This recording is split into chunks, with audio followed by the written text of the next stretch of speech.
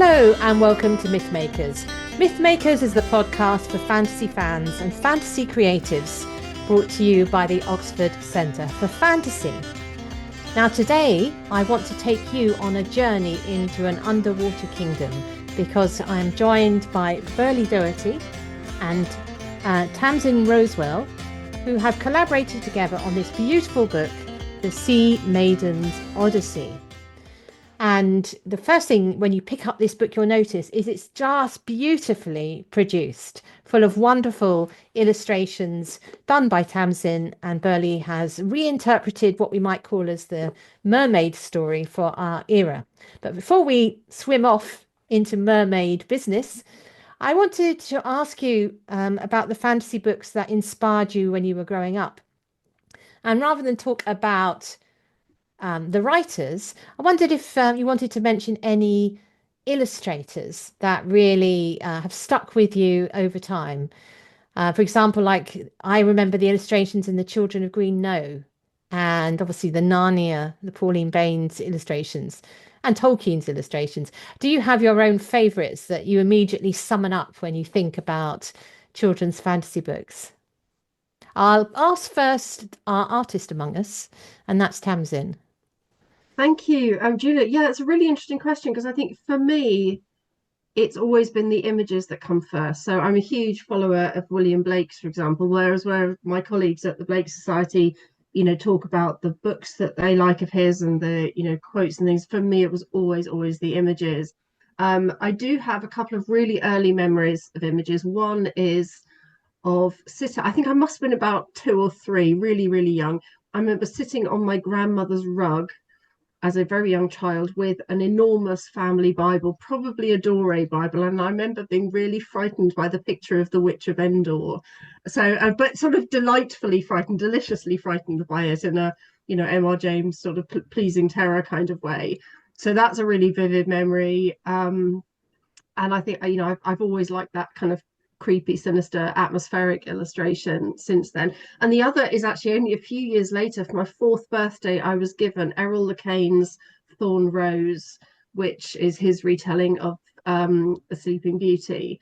And I just remember being dazzled by the illustrations. I couldn't read at that age, and I didn't really need to. I just poured over the detail in them, the level of the color, the intricacy of the images, and everything was illustrated, all the borders, everything, and I just loved it. And that I actually dedicated this book, in my corner to Errol Le because that really was a formative moment for me. Now, Berlie, I suspect that you might be more of a word person than a drawing person, but do you have some favorite images from books when you were growing up? Well, yes. I mean, we weren't a household of books. We didn't have books at home at all when I was a child. It wasn't till I was about 9 or 10. My big sister, who was 13 years older than me, used to buy me books. So I didn't own any. We used to get books in the library. Dad and I used to get books in the library. But I loved. I of course didn't know at that time the names of illustrators, but I did love fairy tales, and they would be books that we got from the library. And when I see Walter Crane illustrations, for instance, and Arthur Rackham, then I do recognize them from when I was little. The beautiful. I loved color plate. Yeah. When you didn't have illustrations that seeped across the page and across the margins that I was aware of anyway.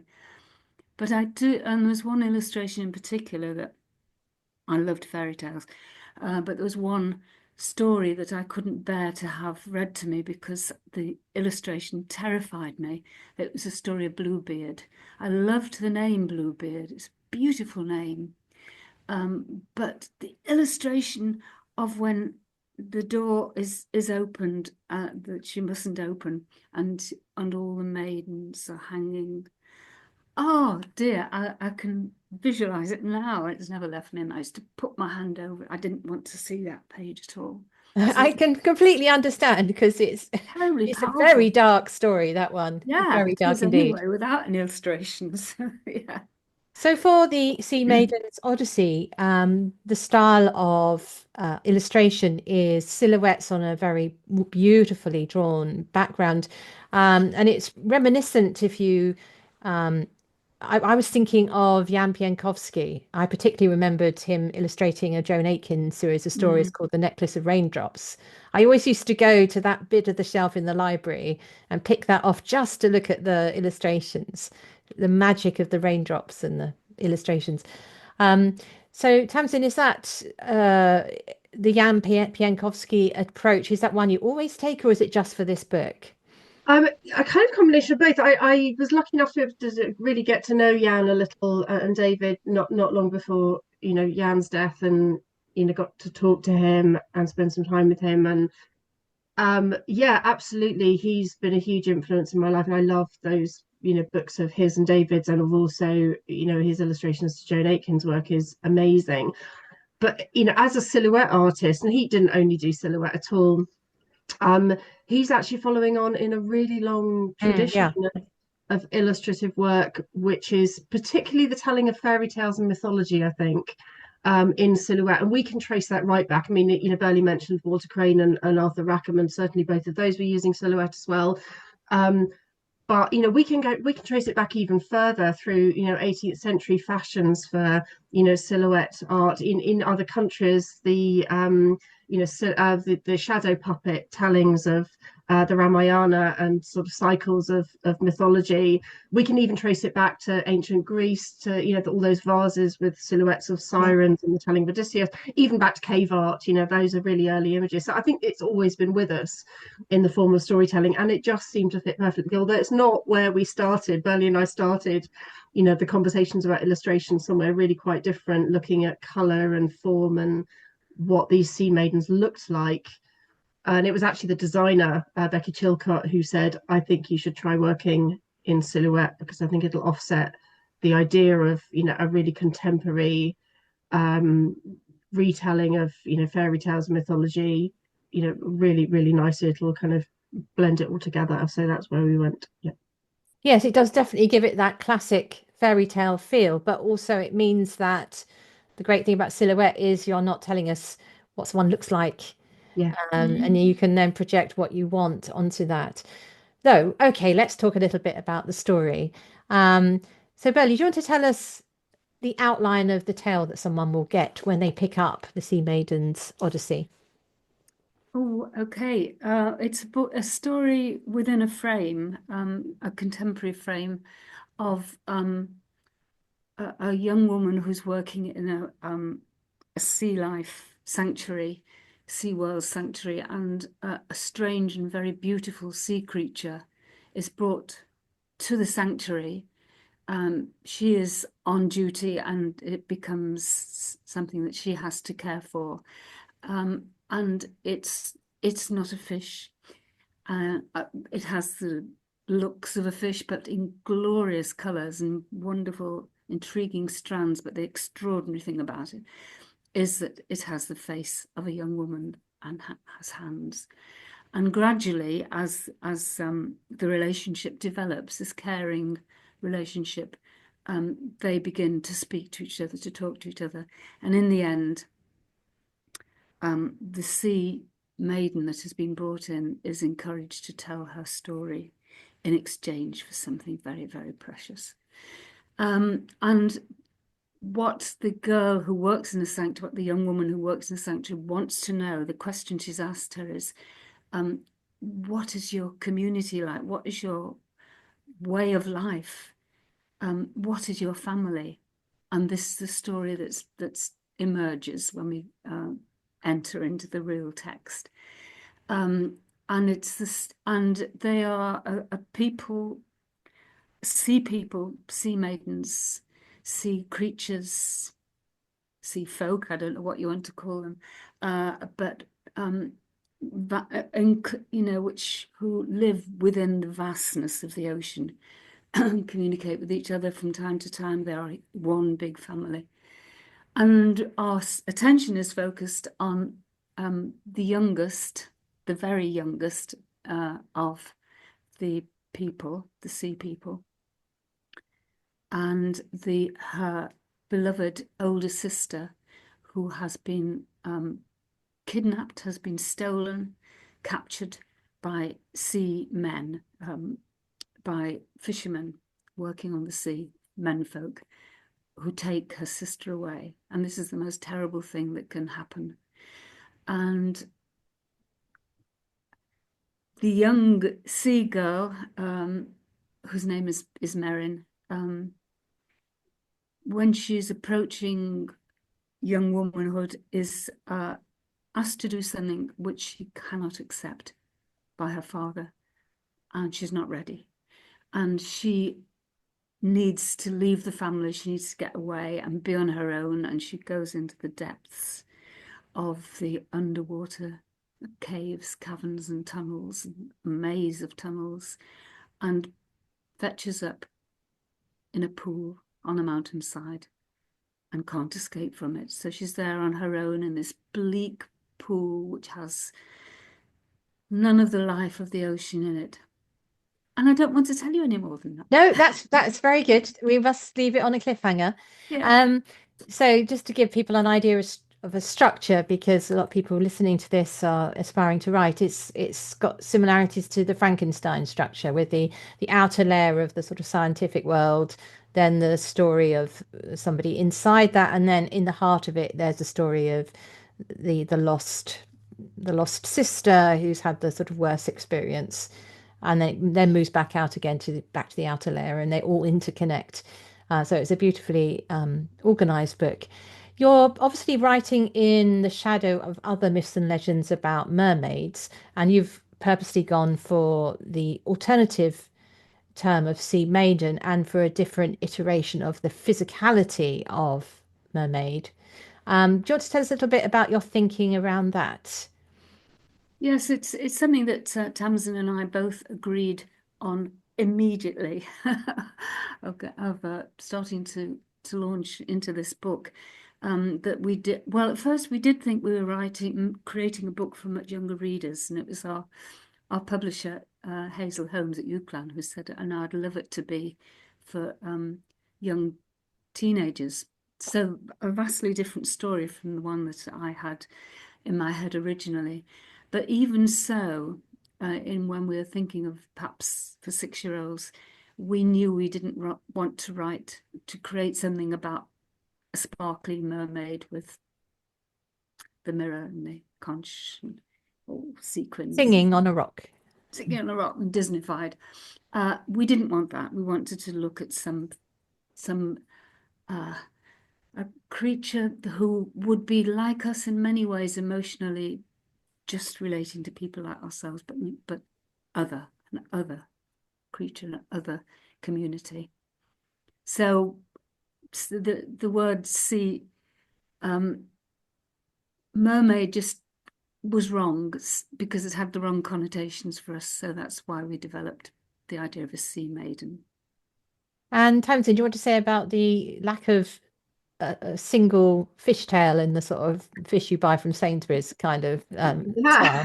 So yeah, no, absolutely. Berlie's right that the word mermaid is actually very loaded, and I think this is a conversation I have with other writers as well, particularly if they're writing about fairies or fairy. We've got exactly the same problem with the word fairy, is that in nowadays, probably people listening to this podcast will know that fairy lore and mermaid lore is actually really dark. These things have always been about the other. They've been about the distressing elements of humanity, and yet somehow we've got to this place where everything's sparkly and sequined, and we didn't want to start there. But I did, Berlie and I did both start with the folklore. We started talking about how we have this history, folkloric history of inland mermaids. We've still got places called Mermaid Pool, called with references to mermaids, but far inland. So we must have had it at one point. And then from my point of view, I started thinking about the way a mermaid would look. And for me, I think they probably sit in the folkloric realm more comfortably alongside cryptids or monsters, in fact, in that they're very, very physical. So unlike a ghost or a fairy, which you might be able to summon, but you couldn't grab it in a net and put it in an exhibition in the same way. we knew we were starting with something physical. So we had quite a fun and interesting conversation very early on about, if we had evolved to be aquatic, what would we actually look like? And we realized we probably look something like manatees. Things like necks and hair and fingers are actually pretty useless underwater. But then we're not in that realm. We are in the realm of fiction. So we then were able to add back in what we wanted. And we knew, there's lots of descriptions of Merrin feeling her way through unfamiliar, dark caverns. So we knew they needed fingers. We wanted them to look very other, but very beautiful in their own way. So we didn't want to add the sequins. And then I think Berlie actually came up with the idea of them almost looking like tropical fish with these frills, with these extraordinary, the sense of movement. And for me as an artist, I can add that movement which is almost in lieu of color. I think in that when you're working in silhouette, you can add in a huge amount of atmosphere using those frills. So they do indeed have fish tails, but it's not fish tails with that sort of classic fin, divided fin at the back. It's like almost like fabric drapery in that, as you were saying, in the tropical fish way. If you just think of an aquarium with the flowing movement that you see in tropical fish. So it's not right to say they don't have fishtail, is it? It's more that it's a new sort Yeah, to get away from the silhouette, which we all know so well, and the there's a strangeness, I think, to one of the appeals of tropical fish is the strangeness of them. That they do have a kind of a fairy quality, don't they? That yeah. they seem to be slightly ethereal and not, it's certainly not quite, of this realm. And I think we wanted to capture that. And I think those frills do that. And then after that conversation, they worked their way into the text as well. I began to see drafts from Berlie in which the frills, things were caught in the frills or Flowing fish covered in them. tendrils, yes. Yeah, because it's so graceful. It added such elegance to Tamsin's illustrations as well. And it did replace the color. When we first started, Tamsin was sending me amazing illustrations using her incredible color palette and beautiful, beautiful colors. And suddenly I was getting black and white ones, black silhouettes. And I thought, what's happened to the color? Of course, the color comes back in the background, but almost replacing that is this elegance of shape and form, and which embodies movement. Yeah, it's a lovely, lovely touch. So it's in many ways a coming of age story, as mermaid tales often are. And in the classic Little Mermaid tale, it's about a mermaid changing themselves to fit a man and a man's world, in painful and sad ways. You're obviously taking a different approach to the relationship to menfolk, and womenfolk. Do you want to say a little bit about that aspect to it? Because it did seem a major theme. Without giving too much away, Bertie, I don't know, you don't want to spoil the end, but is it fair to say it's about sisters and sisterhood? It's very much about family, sisters, especially the female line through from the grandmother and the mother and the grandchildren, the grandgirls. Yes, there is a strong element of love in it, and there is a point at which she has to choose. She really does have to choose between her, and is very conflicted between the love that's being shown to her by virtually the only person who seems to want to really get to know her, a young farmer who comes to the pool, the inland pool, regularly, and her desire to return home, her feeling that she is now ready to return home, not to be tied to a land person in some way. She belongs to the ocean, she belongs to the sea. And that's the big kind of conflict and pull in the story. And it is, in both senses, to do with love and what feels right, the right thing for her to do as well. The love of her community. So I think it's like the perfect gift. I mean, it's could be read by anybody, of course, but I would say it's a perfect gift for a young teen or a middle grade reader, a girl who's thinking through these things. But it's very good, I think, talking about doing things when you're ready. Yes. Is what is another theme I sort of picked out. The other part of the title, which we should pause over, is the word Odyssey, of course, which, has its roots back in Odysseus and the Homer's Odyssey, which is a sea voyage as well. What made you pick that as the title? Is there a connection to that story that you see? Well, there is, in the sense that it is a journey, a very eventful journey, both emotionally and physically eventful journey that she has to make in order to become herself. And we went through 3 or 4 different kinds of titles, which I kept throwing backwards and forwards. And then the journey of the Seamaiden cropped up, and that didn't seem quite as nearly there, but not quite. And then I hit on the word Odyssey and felt that's the word I want to use. It gives it that kind of weight, and it's a very significant journey that she makes. So I went for that, and immediately a positive response for once.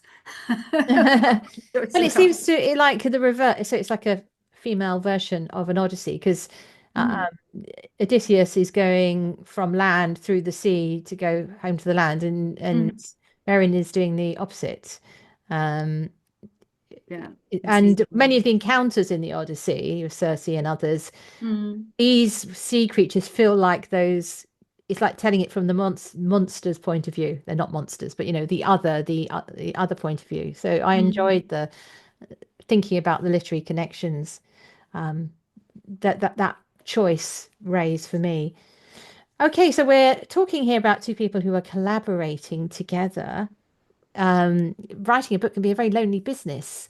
So did you actually have the whole text first, Berlie, or did you sort of did you send little installments, or did you sometimes write to an illustration? How did it work? Oh, it's hard to remember now, but except that we both knew that we wanted to work on a book together, because Tamsin and I had met for the first time when we were launching the Haunted Hills, which Tamsin had done the cover artwork and inside black and white illustrations for. And subsequently 2 more of my covers, and we felt that we really understood each other, and I loved her artwork. So I think we began just by talking about folk tales and fairy tales that interested. We just surrounded ourselves with folk and fairy tales, and Tamsin said, well, is there a local legend that you could perhaps work on? And then I thought of the Mermaid Pool, which is just below where I used to live, in the Peak District. I lived just below the Mermaid Pool. It was just below Kinder. And that immediately that idea appealed to Tamsin.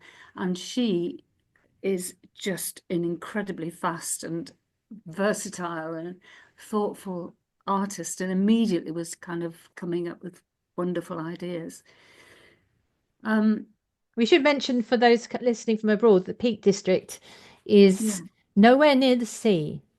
No, because it's as far away from the sea as you can get. Yeah. In either direction, equidistant from the sea. Sort of Manchester down a bit. Yes. And across a bit. Yeah. There are, in fact, actually 2 pools up on that area of the peaks, which both have mermaid stories associated with them of different kinds. And Burley has very, very heavily woven both of those elements of folklore into this narrative. Both there are 2 pools in this story, and they have different sorts of sea creatures in them, shall we say? Yeah. Without giving too much away. Yeah, I think it's quite unusual for an author and an illustrator to work together in this way. I think those of you from the word go. Yeah, most people who are listening who've got some experience of publishing will probably know that what's normal is for an illustrator to be given perhaps an extract of a book when it's complete, and not read the whole thing, but be told by a publisher, we'd like something like this, cue other book covers, but in these colors, perhaps, this sort of template, and actually they're really not connected to the author. And I don't think I could work like that. We really worked on this from the beginning. Berlie would send me drafts or email me about ideas for what happened in the plot, and I would respond visually. And sometimes, that was an actual painting, and at other times, that was, what each plot point would be able to inspire visually. So, there's a scene in it which I don't want to spoil too much, which is quite dramatic, and involves, somebody actually being raised up out of the water, which is a wonderful image. And so, when she talked to me about that, that's the way I responded, was, verbally, but to say this would make an amazing image. This, I can imagine this, in this way. So, yeah, it really was right from the beginning that the images and the words sort of kind of arrived pretty much together. I think one of the things that attracts people to listen to something like this is to actually find out how you do stuff. So, how do you actually draw, Tamsin? What do you physically do when you're actually doing a picture in response to something Berlie's said? Okay, so I think the first thing to say, which perhaps isn't necessarily obvious, because by the time you're looking at it in a book, you're never really going to be sure. But I work traditionally and not digitally. Not out of any great principle, but because I'm a very analog person. I love ink. The painting, which anyone watching on YouTube will see behind me, is one of the images. They're huge. This is on canvas. It's ink on canvas with silhouette work cut out by hand on top. The huge advantage for me of working traditionally, not digitally, is that I end up with a whole series of physical objects. I've got 9 canvases like this behind me and a whole folder of black and white images that can go around and support the book and be part of that narrative, part of that discussion. People can look at them and, and think about, as you have, Julia, the representation and how they've been physically created. I tend to do a lot of what I call studies. So Berlie and I spent quite a lot of time really outside of the conversation with publishers, with toing and froing and me drawing different shapes of Seamaidens and how frills might work and move and where the movement was, and how they would be differentiated from each other. And I'm a huge believer in the theory of do it again. I think Sarah Moss, the author Sarah Moss, literally takes her entire script and gets rid of it and then does it again. I don't think I go quite that far, but I really do. If something isn't quite right, I will just physically start again. So I'm quite a physical sort of interactor. I don't sit at a computer and do it digitally. I'm full on. I'm usually covered in ink as well. Yeah, and I think one of the things which is really lovely about your book is they are sensual creatures without being sexy. Because one of the problems about mermaids is the sort of, shell breasts and the little tummy buttons, which make them feel like a teenage boy's dream, as opposed to a real creature. And you just get rid of all of that with the beautiful outlines that you're using, which I found very refreshing, I must admit. And I should also mention that the publisher has actually spent on your book, because you've got some wonderful gold foil highlights, which we all know is a little bit expensive. So it looks fantastic.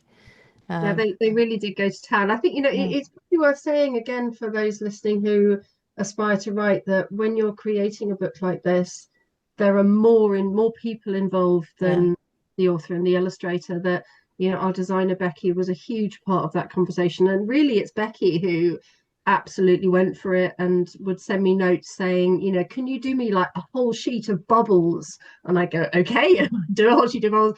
And she, got me to create all of the inky swirling backgrounds that you can see in those different shades of blue, which change throughout the book, and enabled her to separate the beginning of the book from the end of the book, from that, Odyssey part in the middle.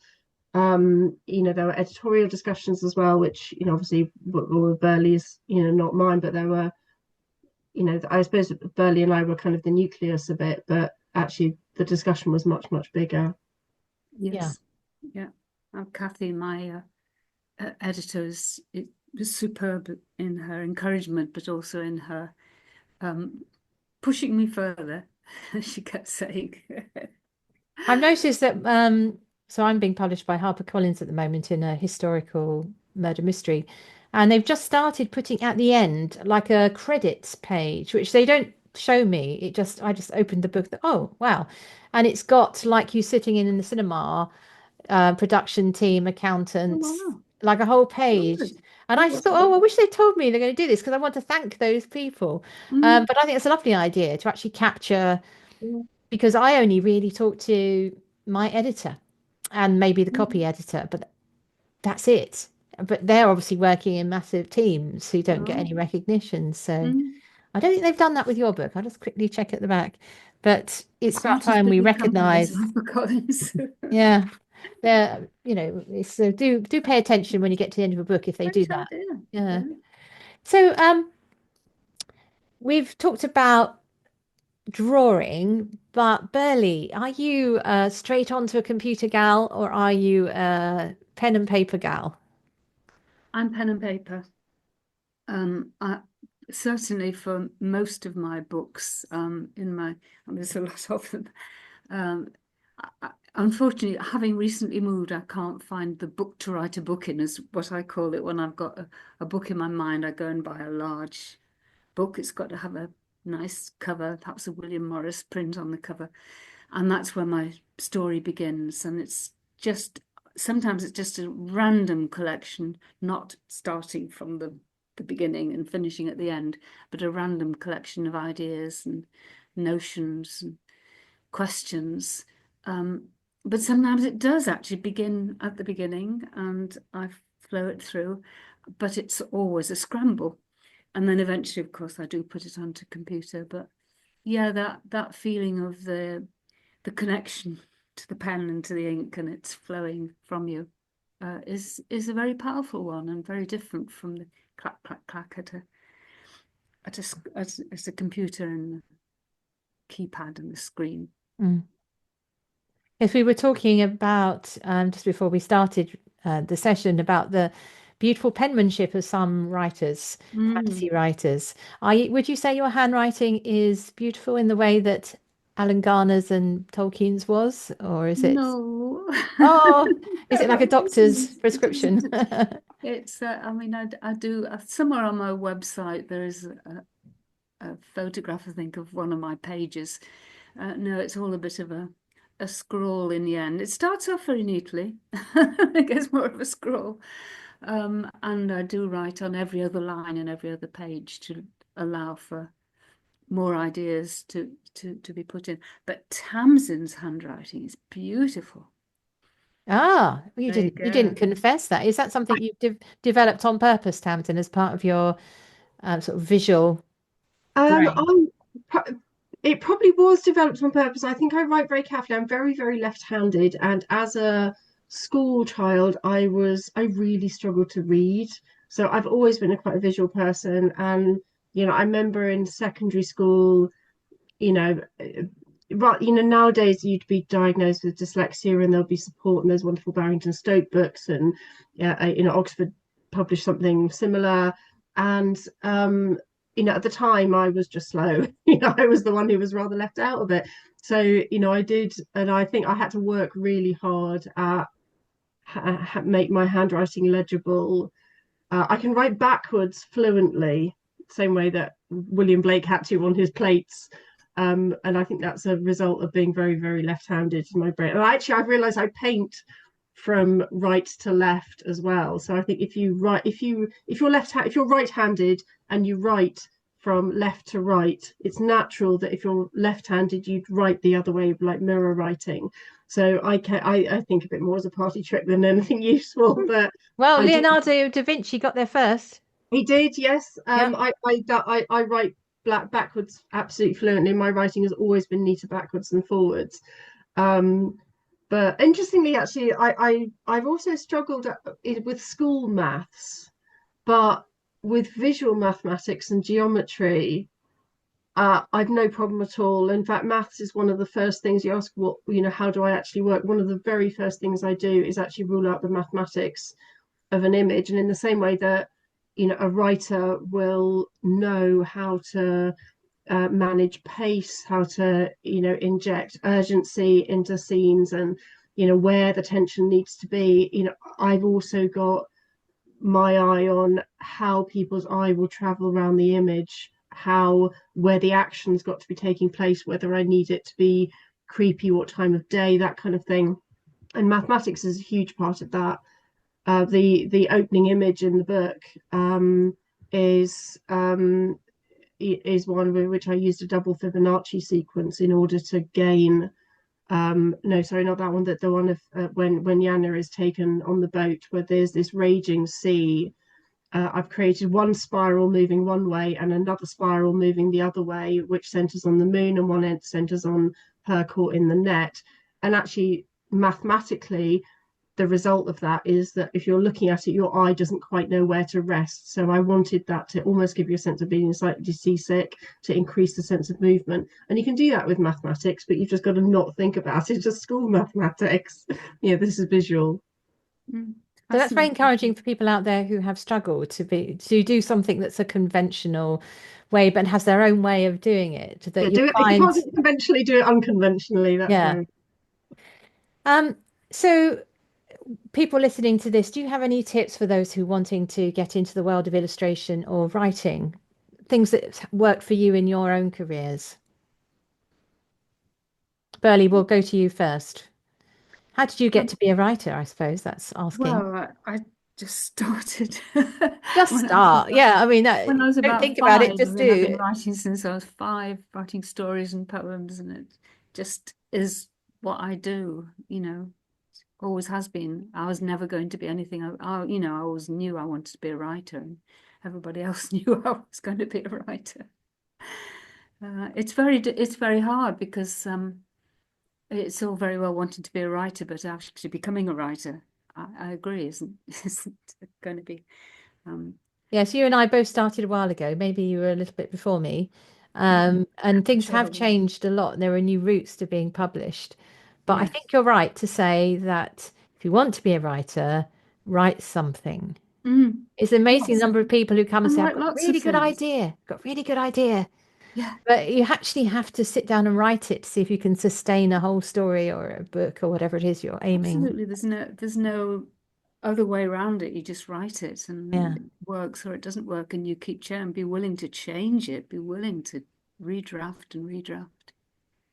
Yeah, and try and be easy to work with is the other thing, which is the thing about agreeing to change things. Yeah. If you're really set in your ways, it's very hard for people to help you make it something that's publishable. Because an outsider sees something that you don't see. You can't see it because you're kind of focused on your vision of something, but maybe you haven't expressed your vision of it properly.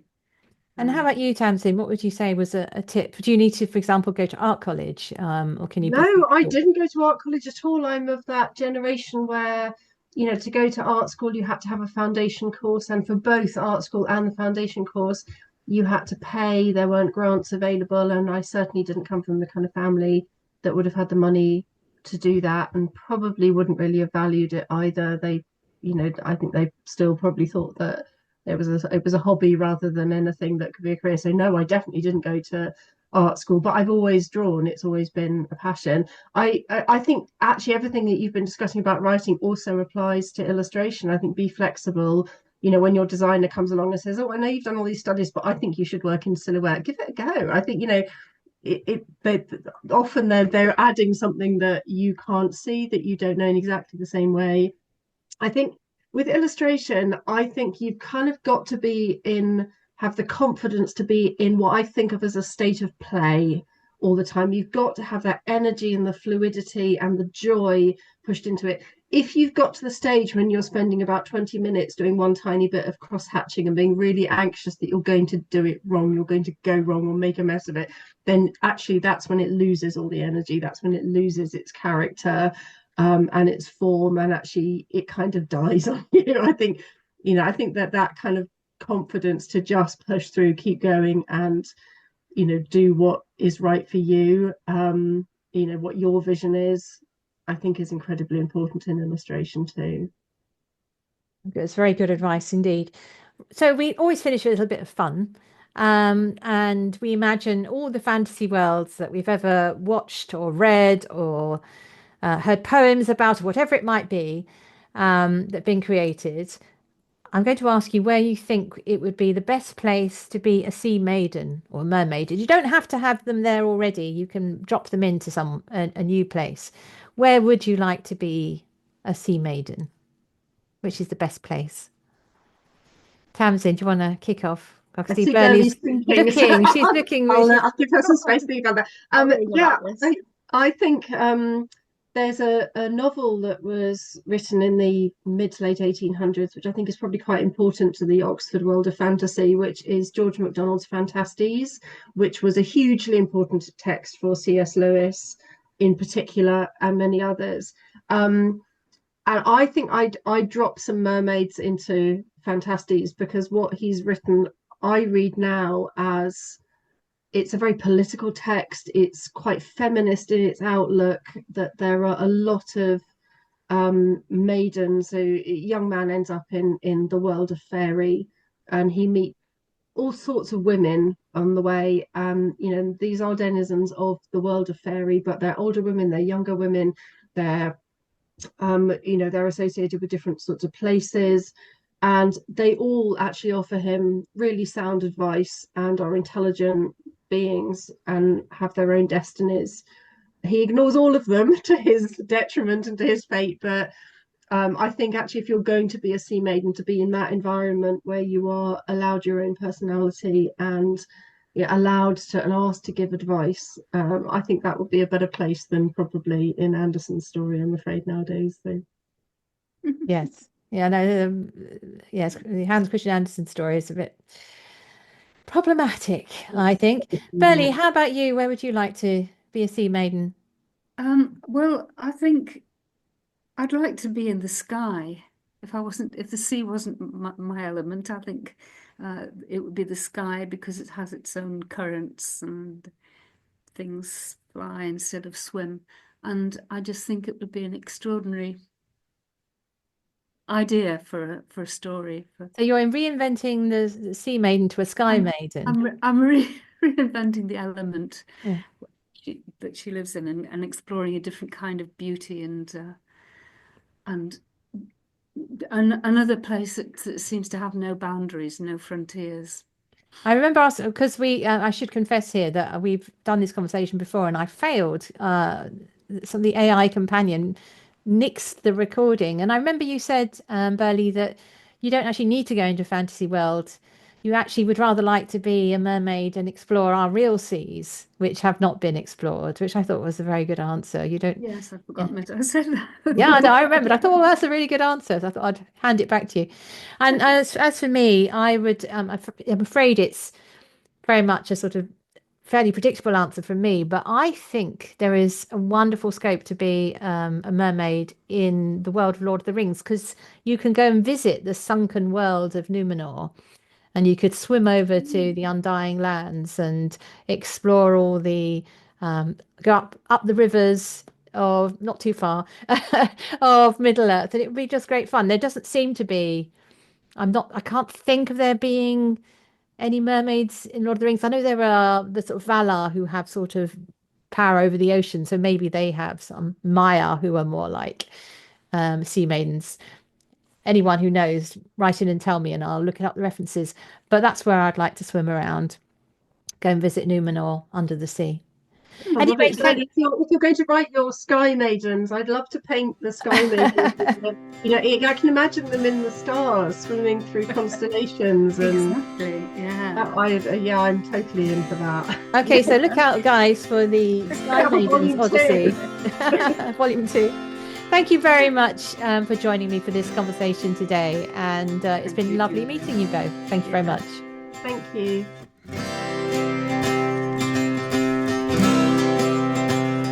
Thanks for listening to Mythmakers podcast, brought to you by the Oxford Centre for Fantasy. Visit oxfordcenterforfantasy.org to join in the fun. Find out about our online courses, in-person stays in Oxford, plus visit our shop for great gifts. Tell a friend and subscribe wherever you find your favourite podcasts worldwide.